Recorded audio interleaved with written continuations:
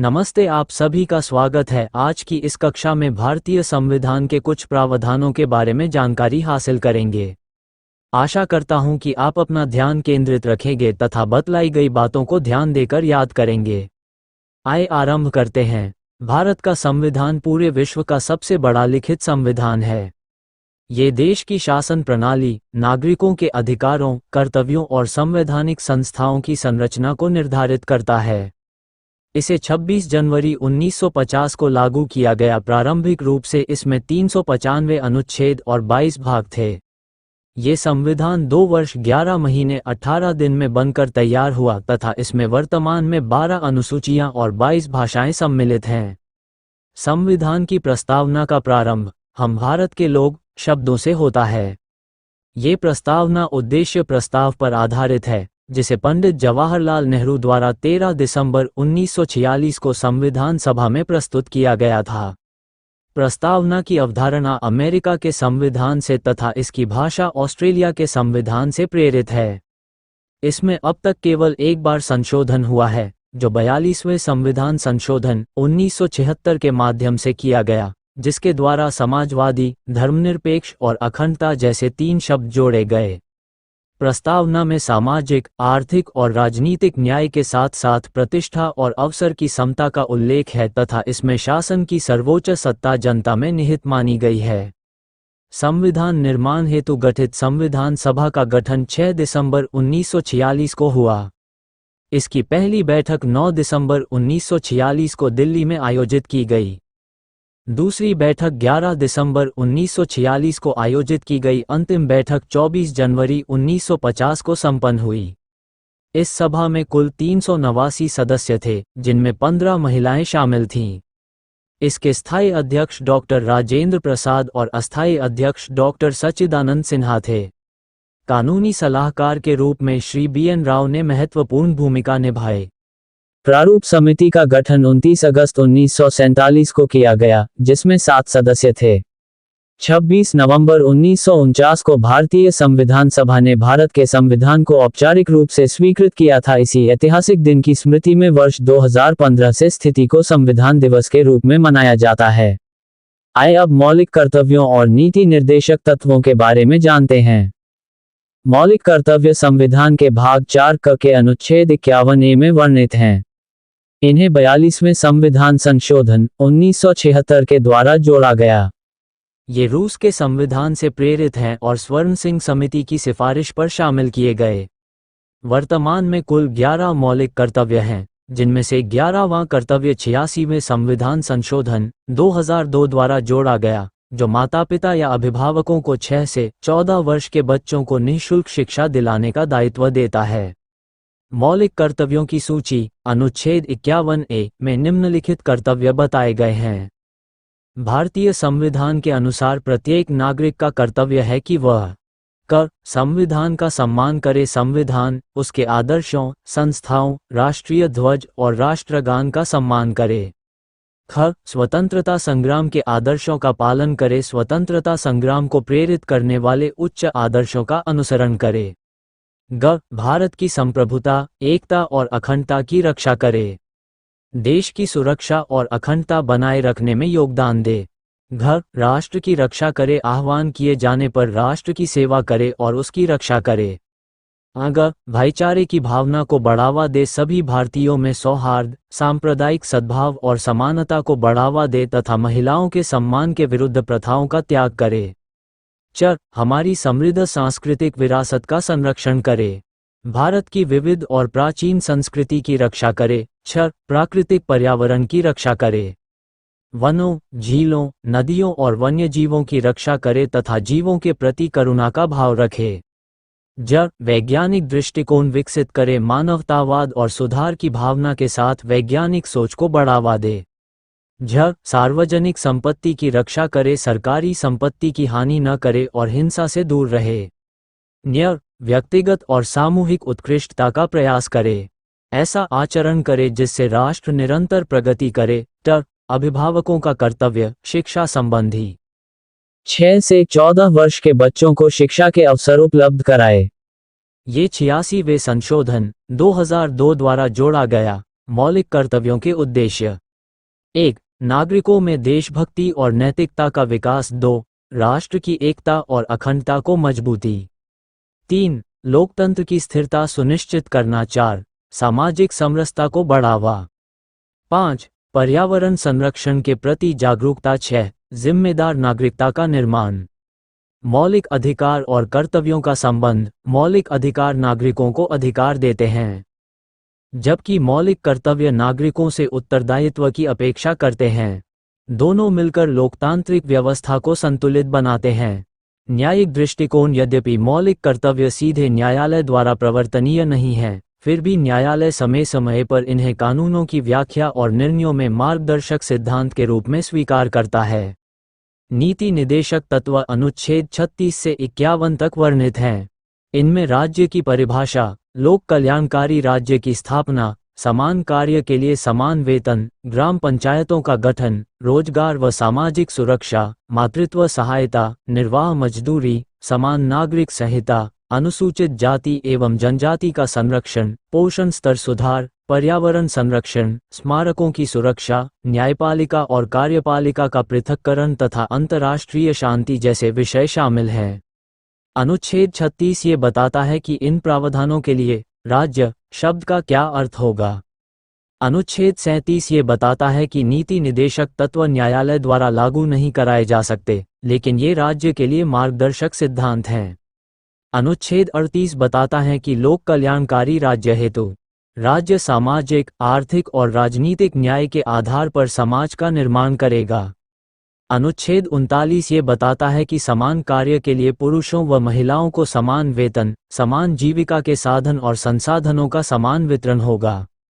अनुच्छेद 39 ये बताता है कि न्याय तक समान पहुंच होगी, सभी को निःशुल्क कानूनी सहायता और समान न्याय प्रदान किया जाएगा। अनुच्छेद 40 में ग्राम पंचायतों का गठन और उन्हें स्वशासन की शक्ति देना वर्णित है। अनुच्छेद 41 में बतलाया गया है कि सामाजिक सुरक्षा काम का अधिकार, बेरोजगारी भत्ता, वृद्धावस्था और विकलांगता सहायता उपलब्ध कराई जाएगी।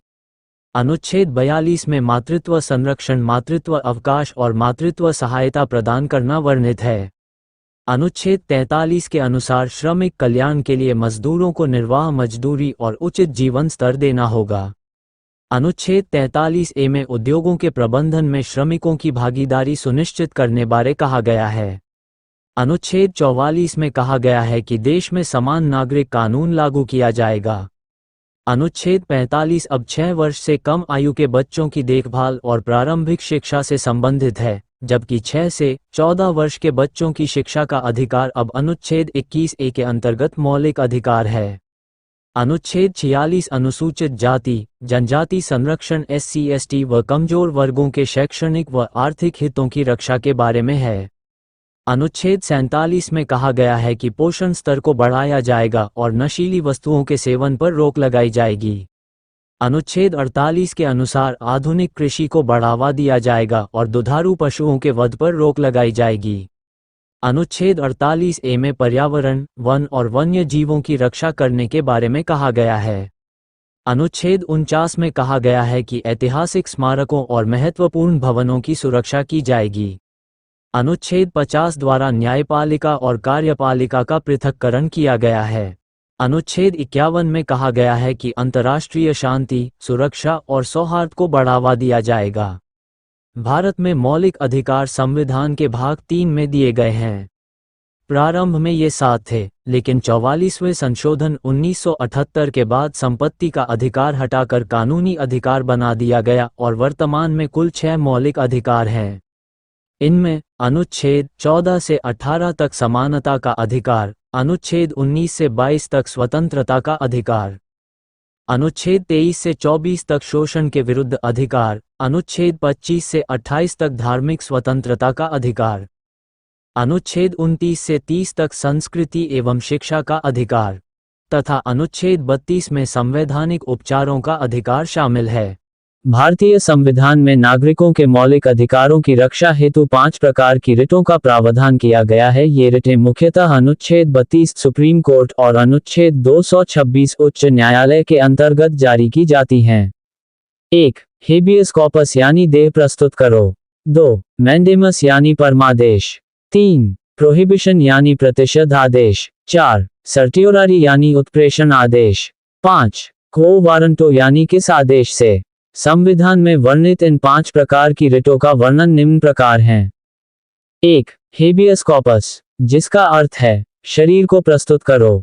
इसका उद्देश्य किसी व्यक्ति की अवैध हिरासत से मुक्ति दिलाना है। यदि किसी को बिना कानूनी आधार के बंद किया गया हो तो न्यायालय उसे रिहा करने का आदेश दे सकता है। 2. मैंडेमस, जिसका अर्थ है आदेश देना। इसका उद्देश्य किसी सरकारी अधिकारी या संस्था को उसके कानूनी कर्तव्य का पालन करवाना है। यदि अधिकारी अपना कर्तव्य नहीं निभाता तो न्यायालय उसे कार्य करने का निर्देश देता है। 3. प्रोहिबिशन, जिसका अर्थ है निषेध करना। इसका उद्देश्य किसी अधीनस्थ न्यायालय को उसके अधिकार क्षेत्र से बाहर कार्य करने से रोकना है। ये रिट मुकदमे की कार्यवाही के दौरान जारी होती है। 4. सर्टियोरारी, जिसका अर्थ है समीक्षा हेतु बुलाना। इसका उद्देश्य अधीनस्थ न्यायालय के गलत या अवैध आदेश को रद्द करना। ये तब जारी होती है जब निर्णय हो चुका होता है। 5. क्वो वारंटो, जिसका अर्थ है किस अधिकार से। इसका उद्देश्य किसी व्यक्ति के पद पर रहने की वैधता की जांच करना है। यदि कोई व्यक्ति अवैध रूप से सार्वजनिक पद पर नियुक्त हो तो उसे हटाया जा सकता है। सर्वोच्च न्यायालय का वर्णन भाग 5 के अनुच्छेद 124 से 147 तक किया गया है। अनुच्छेद 124 के तहत इसकी स्थापना व संरचना। अनुच्छेद 125 में न्यायाधीशों के वेतन व भत्ते। अनुच्छेद 131 में मूल क्षेत्राधिकार का वर्णन है। अनुच्छेद 132 से 136 तक अपील संबंधी अधिकार और अनुच्छेद 145 में नियम बनाने की शक्ति का उल्लेख है। प्रारंभ में सर्वोच्च न्यायालय में एक मुख्य न्यायाधीश और 7 अन्य न्यायाधीश थे, जबकि वर्तमान में एक मुख्य न्यायाधीश और 33 अन्य न्यायाधीश, कुल 34 न्यायाधीश हैं। भारत के 51वें मुख्य न्यायाधीश न्यायमूर्ति संजीव खन्ना बने, जिन्होंने 11 नवंबर 2024 को शपथ ली। 52वें मुख्य न्यायाधीश न्यायमूर्ति बी.आर. गवई ने 14 मई 2025 को तथा 53वें मुख्य न्यायाधीश न्यायमूर्ति सूर्यकांत ने 24 नवंबर 2025 को शपथ ली। भारतीय संविधान के भाग 5 के अंतर्गत अपीलों का प्रावधान मुख्यतः अनुच्छेद 132 से 136 तक में किया गया है, जिनके तहत विभिन्न प्रकार की अपीलें सर्वोच्च न्यायालय में की जाती हैं। सर्वोच्च न्यायालय में अपील के 4 मुख्य प्रकार बताए गए हैं। 1. संवैधानिक अपील यानी कॉन्स्टिट्यूशनल अपील। 2. दीवानी अपील यानी सिविल अपील। 3. आपराधिक अपील यानी क्रिमिनल अपील। 4. विशेष अनुमति अपील यानी स्पेशल लीव पिटीशन SLP। आइए अब इनके बारे में जानें। 1. संवैधानिक अपील यानी कॉन्स्टिट्यूशनल अपील अनुच्छेद 132 में वर्णित है। जब किसी उच्च न्यायालय के निर्णय में संविधान की व्याख्या से जुड़ा महत्वपूर्ण विधिक प्रश्न हो, तब उस निर्णय के विरुद्ध सर्वोच्च न्यायालय में अपील की जा सकती है। चेकमार्क शर्त: उच्च न्यायालय प्रमाणित करे कि मामला संविधान से संबंधित महत्वपूर्ण प्रश्न उठाता है। 2. दीवानी अपील यानी सिविल अपील अनुच्छेद 133 में वर्णित है। यदि कोई दीवानी मामला जैसे संपत्ति, धन, अनुबंध आदि उच्च न्यायालय से निर्णीत हो और उसमें महत्वपूर्ण विधिक प्रश्न हो, तो सर्वोच्च न्यायालय में अपील की जा सकती है। चेकमार्क शर्त: उच्च न्यायालय से प्रमाण पत्र आवश्यक। मामला सामान्य जनता या कानून के लिए महत्वपूर्ण हो। 3. आपराधिक अपील यानी क्रिमिनल अपील अनुच्छेद 134 में वर्णित है। फौजदारी मामलों में निम्न परिस्थितियों में अपील की जा सकती है: उच्च न्यायालय द्वारा अभियुक्त को मृत्युदंड दिया गया हो, अधीनस्थ न्यायालय के बरी निर्णय को बदलकर दोष सिद्धि की हो, उच्च न्यायालय ने गंभीर दंड दिया हो। 4. विशेष अनुमति अपील यानी स्पेशल लीव पिटीशन SLP अनुच्छेद 136 में वर्णित है। ये सर्वोच्च न्यायालय को विशेष अधिकार देता है कि वह किसी भी न्यायालय या अधिकरण के निर्णय के विरुद्ध विशेष अनुमति से अपील स्वीकार कर सके। चेकमार्क विशेषताएं: ये न्यायालय की विवेकाधीन शक्ति है, किसी भी प्रकार के मामले में लागू हो सकती है। इसे विशेष अपील भी कहा जाता है। संविधान के अनुच्छेद 135 के अंतर्गत कुछ पुराने मामलों में भी सुप्रीम कोर्ट की अपील स्वीकार की जा सकती है। अनुच्छेद 134 से उच्च न्यायालय को अपील हेतु प्रमाण पत्र जारी करने की शक्ति देता है। उच्च न्यायालयों का वर्णन संविधान के भाग 6 के अनुच्छेद 214 से 237 तक किया गया है। अनुच्छेद 225 में उच्च न्यायालय के आरंभिक क्षेत्राधिकार का वर्णन किया गया है। संविधान के अनुच्छेद 233 में परामर्शी क्षेत्राधिकार का वर्णन है। वर्तमान में भारत में कुल 25 उच्च न्यायालय हैं। 25वां उच्च न्यायालय अमरावती में 1 जनवरी 2019 को स्थापित हुआ। पंजाब एवं हरियाणा हाई कोर्ट में 64 स्थायी एवं 21 अस्थायी कुल 85 जजों की संख्या स्वीकृत है। पंजाब एवं हरियाणा उच्च न्यायालय के 36वें मुख्य न्यायाधीश न्यायमूर्ति शील नागू बने, जिन्होंने 9 जुलाई 2024 को पदभार ग्रहण किया। आइए अब भारतीय नागरिकता के बारे में जानें। भारत में नागरिकता प्रणाली एकल नागरिकता पर आधारित है, जो ब्रिटेन से ली गई है। नागरिकता से संबंधित प्रावधान संविधान के अनुच्छेद 8 से 11 तक वर्णित हैं। संसद को अनुच्छेद 11 के अंतर्गत नागरिकता संबंधी कानून बनाने का अधिकार प्राप्त है और इसका प्रशासन गृह मंत्रालय करता है। नागरिकता संशोधन अधिनियम के तहत नागरिकता के 5 प्रकार निर्धारित किए गए हैं। पंजीकरण द्वारा नागरिकता के लिए न्यूनतम 7 वर्ष तथा देशीकरण द्वारा नागरिकता के लिए पिछले 14 वर्षों में कम से कम 11 वर्ष भारत में निवास आवश्यक है। नागरिकता अधिनियम 1955 के अनुसार नागरिकता प्राप्त करने के कुल 5 प्रमुख तरीके प्रकार बताए गए हैं। 1. जन्म द्वारा नागरिकता सिटीजनशिप बाय बर्थ धारा 3। कोई व्यक्ति भारत में जन्म लेने के कारण नागरिक बन सकता है यदि वह निम्न शर्तों में आता हो। 26 जनवरी 1950 से 1 जुलाई 1987 के बीच जन्म। केवल भारत में जन्म लेना ही पर्याप्त था। 1 जुलाई 1987 से 3 दिसंबर 2004 के बीच जन्म। माता पिता में से कम एक भारतीय नागरिक होना अनिवार्य। 3 दिसंबर 2004 के बाद जन्म। दोनों माता पिता भारतीय नागरिक हों या एक नागरिक हो और दूसरा अवैध प्रवासी न हो। ये सिद्धांत भूमि के आधार पर नागरिकता पर आधारित है। 2. वंश द्वारा नागरिकता सिटीजनशिप बाय डिसेंट धारा 4। यदि कोई व्यक्ति भारत के बाहर जन्मा है तो भी उसे नागरिकता मिल सकती है यदि उसके माता या पिता में से कोई एक भारतीय नागरिक हो, जन्म का पंजीकरण भारतीय दूतावास में कराया गया हो, निर्धारित समय सीमा में आवेदन किया गया हो। ये रक्त संबंध के सिद्धांत पर आधारित है। 3. पंजीकरण द्वारा नागरिकता सिटीजनशिप बाय रजिस्ट्रेशन धारा 5। कुछ विशेष वर्गों के लोगों को आवेदन के माध्यम से नागरिक बनाया जाता है, जैसे 1. भारतीय मूल के व्यक्ति जो भारत में 7 वर्ष से रह रहे हों। 2. भारतीय नागरिक से विवाह किया हो और 7 वर्ष से भारत में रह रहा हो। 3. अवयस्क बच्चे जिनके माता पिता भारतीय नागरिक हों। 4. भारत सरकार की सेवा में कार्यरत व्यक्ति, इसमें सरकार की स्वीकृति आवश्यक होती है। 4. स्वाभाविककरण द्वारा नागरिकता सिटीजनशिप बाय नेचुरलाइजेशन धारा 6। यह विदेशियों के लिए है जो भारत में स्थायी रूप से रहना चाहते हैं। आवश्यक शर्तें: 12 महीने लगातार भारत में निवास, उससे पहले 14 वर्षों में से कम 11 वर्ष भारत में रहना, अच्छा चरित्र और भारतीय संविधान के प्रति निष्ठा। ये प्रक्रिया कानूनी और प्रशासनिक जांच के बाद होती है। 5. क्षेत्र के भारत में विलय द्वारा नागरिकता citizenship by incorporation of territory धारा 7। जब कोई नया क्षेत्र भारत में शामिल होता है तो वहां के निवासियों को भारत की नागरिकता दी जा सकती है।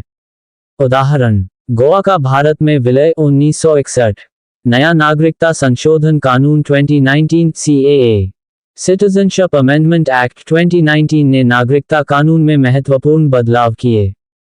ये कानून निम्न देशों से आए अल्पसंख्यकों को आसान नागरिकता देता है: पाकिस्तान, अफगानिस्तान, बांग्लादेश। धर्म: हिंदू, सिख, बौद्ध, जैन, पारसी, ईसाई। शर्त: वे 31 दिसंबर 2014 से पहले भारत आ चुके हों।